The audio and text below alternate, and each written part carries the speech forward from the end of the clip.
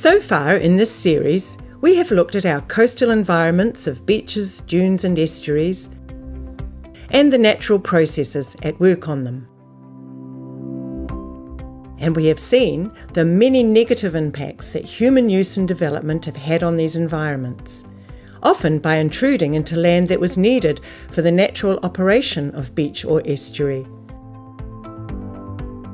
We have also learnt how understanding and working with nature can repair and restore these degraded systems, again by returning the land needed for their natural operation, and by restoring, over time, the natural vegetation.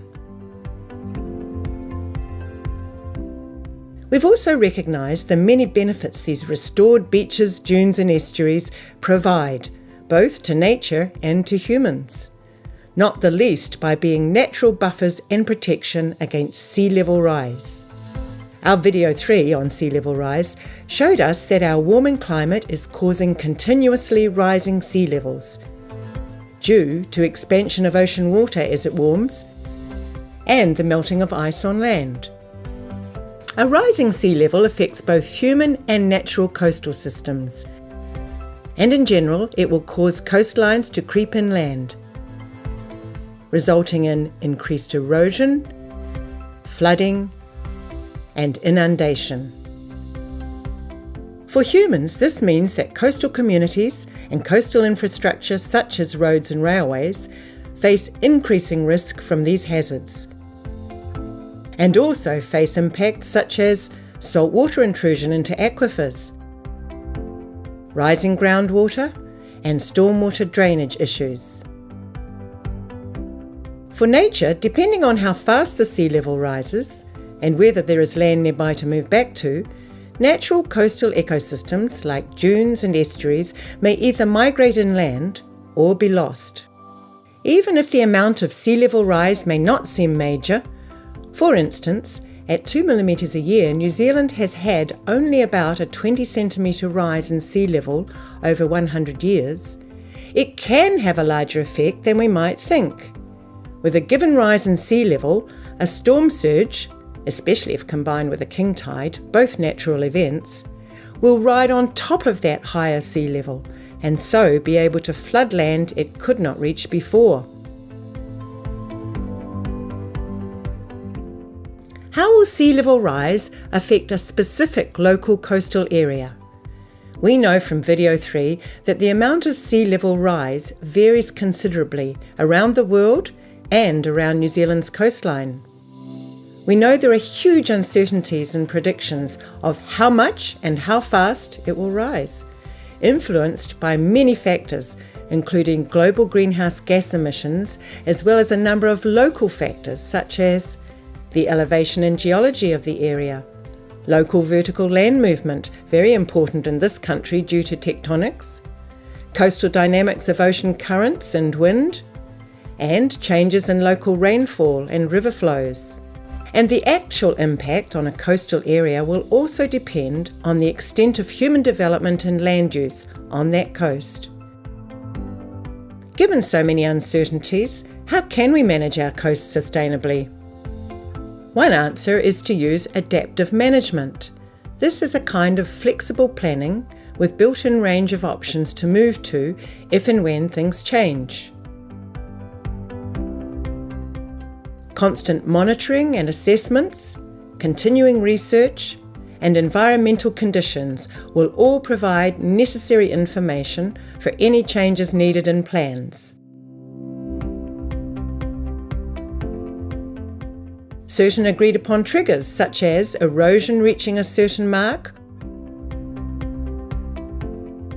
or flooding reaching a certain elevation or frequency will act as decision points to move to the next stage in the plan. Other triggers may include results of monitoring of things like water quality, sediment rate, biodiversity, and the health of indicator species. Planning to develop adaptive management strategies needs to be collaborative, involving councils, scientists and engineers, communities and iwi. and using national policy and guidelines, the best current knowledge of climate change and sea level, and local knowledge on key values to be protected. Planning should cover the next 100 years. The management plan will be unique for each area. It will be tailored to the local environmental conditions, but also take heed of the local social, cultural, and economic values of the community. So communication with the local public needs to be clear and accurate. How will this type of planning help us to adapt to sea level rise?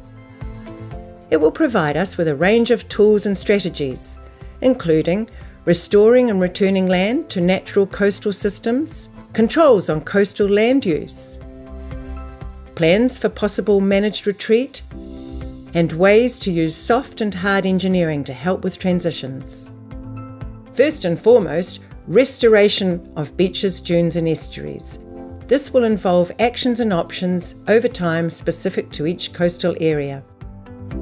Beaches and dunes are natural buffers and can delay some of the impact as coastlines move inland, as seen in video 7. They do not prevent erosion, but in the short term they can reform and may give time for shorelines to gradually migrate inland.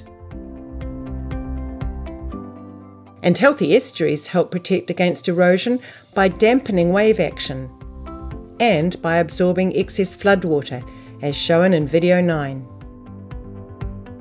Giving land that has been used for other purposes, such as farming, forestry, or urban development, back to beaches, dunes and estuaries so that they can again operate naturally is an absolute necessity for restoration. And this is even more so as coasts and their dynamic zones move inland. So adaptive planning will include controls on development on coastal land. This is achieved by zoning and regulations. Setbacks, as seen in video 6, are lines on district plans marking the back boundary of the beach's dynamic zone and preventing any new building development in that area. Secondary setbacks, further inland where future shorelines may migrate to, may allow some building, but with certain requirements such as elevated floor levels, excess drainage, and being relocatable. Other regulations will control what coastal land may be used for and encourage repurposing of land around estuary margins. Managed retreat is the planned landward relocation of buildings and roads and other man-made structures from a coastal area. It is initiated when certain triggers are reached: increased erosion levels, flood heights, storm frequency, and drainage issues. Managed retreat is a complex and costly strategy, and the New Zealand government is working on the many issues which need to be clarified,